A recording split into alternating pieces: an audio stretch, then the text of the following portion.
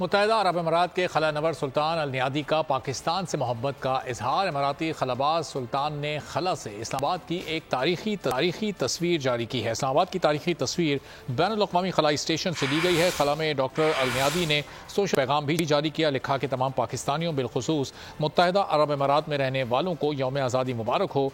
हम बरसों से इकट्ठे रह रहे हैं और आपकी सकाफत के बारे में बहुत कुछ सीखा है।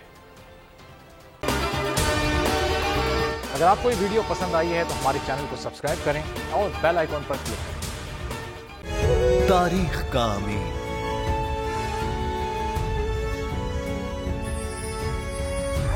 आजादी की अलामत,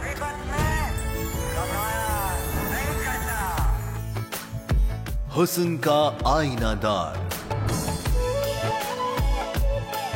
फिक्र नजरिए की अक्कास, सरफराजी का गवाह, यानी हम सबका निगहबान पाकिस्तान।